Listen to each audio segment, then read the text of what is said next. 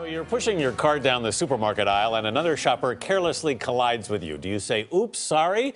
Should you? Most of us are taught that those words are simple courtesy. But some experts say overdoing it can actually be bad for self-esteem. Let's talk about that with psychologist Dr. Jen Hartstein and psychiatrist Dr. Janet Taylor. Sorry to make you guys get up so early. Well, thanks for the apology, Anthony. Well, one of the authors of the study says when you refuse to apologize, it actually makes you feel more empowered. It gives you greater feelings of self-worth. Do you agree? Well, I think that sometimes that can be true. Excuse me. I think that the fact is that we often apologize unnecessarily, and then we kind of sometimes walk away going, why did I say I'm sorry for that? I didn't do anything that needed to do that. So we start to question ourselves and our own motives. So yeah, we have to figure out, is it a warranted apology or not, and really determine what we need to apologize for and what we don't.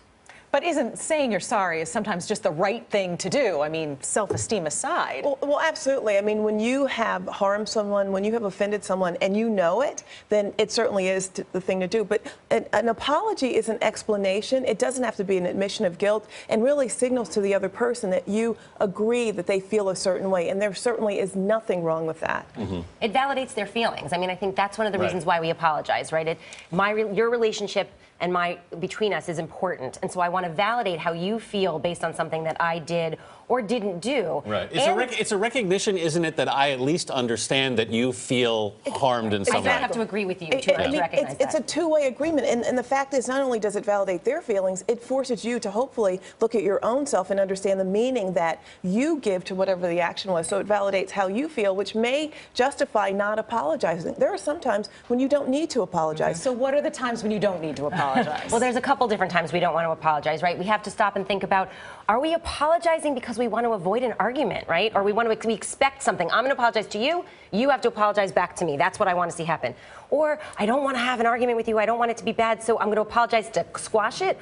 Or I feel misunderstood somehow, so I'm going to apologize to get you to understand where I'm coming from. Right. And those really aren't ways to apologize, because we're not stopping to figure out what's the underlying problem. We're just kind of putting the icing on the cake without actually looking at the cake first. I know. Sometimes I think I apologize just to close something out. Right. It's like we just want to shut this down. End of discussion. I'm sorry. Let's stop this. But you're still left with the same feeling, and that's the whole point. Be sincere. If you're not going to apologize, don't apologize, but understand why you're basing that. And certainly you want to teach your kids to apologize completely and not put, when your kids don't apologize, instead of forcing them to say to apologize, ask them why they're not apologizing so they can understand the meaning too. And I think if we do what you're saying and do it to close something out, we aren't actually talking about what the problem is, right? We're just saying, okay, fine, you're right, I'm sorry, move on, but the other person's left with this unsettled feeling. You're actually left with an unsettled feeling, and the problem's going to keep happening. So we've got to get to the root of the problem, not glaze over the problem. To quote the great bard Homer Simpson, I never apologize. I'm sorry. That's just the way I am. Exactly. Exactly. Go ahead. I'm sorry. No, you go ahead. No, you go. Is there a time limit?